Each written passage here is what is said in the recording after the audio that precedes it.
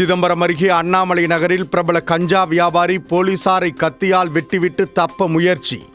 கால் முட்டியில் சுட்டு பிடித்த போலீசார்.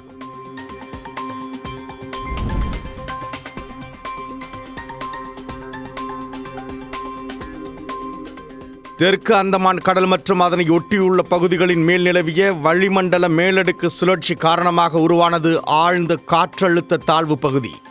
நவம்பர் 26ஆம் தேதி புயல் உருவாக வாய்ப்புள்ளதாக இந்திய வானிலை மையம் தகவல்.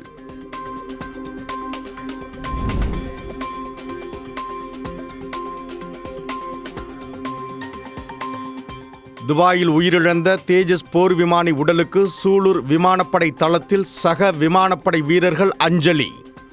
மாவட்ட நிர்வாகம் சார்பில் கோவை மாவட்ட ஆட்சியர் பவன்குமார் மற்றும் எஸ்பி கார்த்திகேயன் அஞ்சலி செலுத்தினர்.